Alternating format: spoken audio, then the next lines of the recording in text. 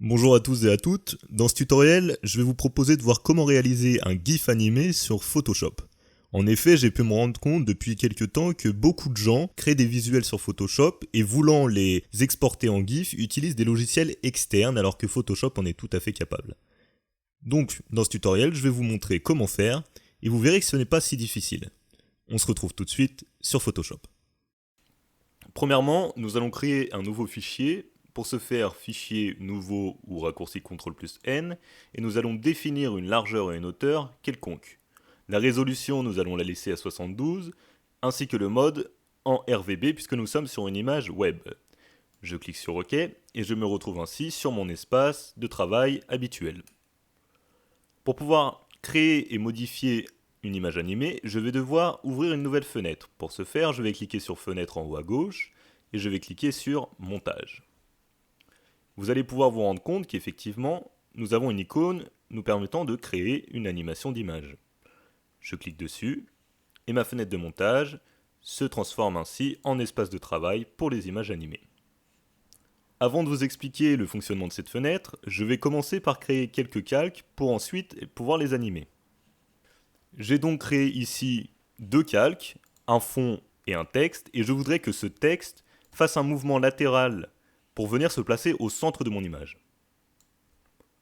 Pour ce faire, je vais devoir, vous vous en doutez, créer plusieurs étapes dans mon image animée, puisque une image animée est une suite d'images comme toute vidéo en fait. Dans ma fenêtre de montage, l'aperçu que j'ai ici, numéroté 1, correspond à la première étape de mon animation. Je peux lui définir une durée, 0,1 seconde, 0,2 secondes, 2 secondes, 5 secondes, 10 secondes, etc. Ou je peux lui dire d'être sans délai. C'est ce pourquoi je vais opter pour l'instant. Maintenant, je vais devoir créer une nouvelle étape. Pour créer une nouvelle étape, je vais cliquer sur cette icône. Vous pouvez vous rendre compte qu'effectivement, une deuxième étape a été créée, identique à la première. Toutefois, si je reviens dans ma première étape et que je déplace mon calque là où je voudrais qu'il soit, vous allez vous rendre compte que sur la deuxième étape, le calque est également modifié. La position du calque est également modifiée. C'est normal. Cela vient du fait que vous propagez l'image 1, ici en haut à droite. Décochez ça et vous n'aurez plus de soucis. Je vais maintenant remettre le texte au centre et vous allez vous rendre compte qu'effectivement, entre l'étape 1 et l'étape 2, le texte n'a pas la même position. Le souci, c'est que là, j'ai beau avoir deux étapes qui correspondent à ce que je veux, je n'ai pas la transition entre ces deux étapes. Heureusement, nous ne sommes pas obligés de faire chaque étape. Effectivement, Photoshop nous donne un outil qui nous permet de créer les étapes intermédiaires entre mes deux étapes. Pour ce faire, je vais sélectionner mes deux étapes et je vais cliquer sur cette icône ici, qui est en fait la trajectoire des images animées. Ici, je vais pouvoir sélectionner trajectoire avec sélection et je vais pouvoir sélectionner le nombre d'images à ajouter, c'est-à-dire le nombre d'étapes. Pour l'exemple, je ne vais en mettre que 10. Pour les calques, je vais sélectionner tous les calques et je vais cocher tous les paramètres. Position, opacité, effet. Je clique sur OK et vous vous rendez compte qu'effectivement, Photoshop m'a créé les étapes nécessaires entre mes deux étapes primaires. Ainsi, si je clique sur le bouton de lecture de l'animation, vous allez pouvoir voir qu'effectivement mon GIF est animé correctement. Le problème ici, c'est que la dernière étape ne reste pas assez longtemps, on n'a pas le temps de lire le texte. Je vais donc augmenter sa durée à 5 secondes. Si je reviens en arrière et que je recommence, mon GIF fonctionne bien. Et au bout de 5 secondes, il va redémarrer. Voilà. C'est la façon basique de créer un GIF.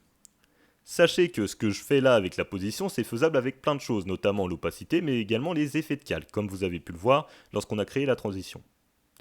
Vous êtes donc libre de faire à peu près ce que vous voulez, en créant différentes étapes. La dernière étape consiste à enregistrer notre fichier. Pour ce faire, nous allons cliquer sur Fichier, Enregistrer pour le web, et dans les paramètres prédéfinis, nous allons sélectionner le format GIF, puisque, comme vous vous en doutez, le format GIF est le seul format capable de supporter des images animées. Plusieurs options s'offrent à nous. 2 seulement vont nous être utiles. Le nombre de couleurs, tout d'abord, que nous allons laisser à 256. Plus le nombre de couleurs sera élevé, mieux l'image rendra. Également, nous pourrons modifier le type de rendu. Sachez toutefois que la plupart du temps, adaptative est tout à fait convenable et correcte. Mais il arrive dans certains cas que perception sélective ou restrictive puisse rendre mieux. C'est à vous de juger selon le cas. La dernière chose qui nous importe, c'est l'onglet Animation ici, avec l'option de boucle. Vous allez pouvoir définir ici combien de fois devra être jouée votre image, votre GIF. Si c'est une fois, toujours, ou un nombre déterminé de fois. Moi, je vais laisser sur toujours. Et je vais pouvoir prévisualiser mon GIF animé en cliquant sur Lecture de l'animation. Le résultat me convient, je n'ai plus qu'à cliquer sur Enregistrer et à enregistrer mon GIF là où je veux l'enregistrer. Voilà, j'espère que ce tutoriel vous aura plu. Si c'est le cas, n'hésitez pas à laisser un j'aime, à vous abonner à ma chaîne et à me rejoindre sur le site designhelp.fr tout attaché. Sachez également que si vous avez des suggestions ou des questions concernant un tuto, vous pouvez me retrouver sur les réseaux sociaux, Twitter, Facebook et d'autres, mais que vous pouvez également m'envoyer un email à l'adresse qui est disponible dans la description. Je vous souhaite à tous une bonne continuation et à la prochaine pour un nouveau tuto.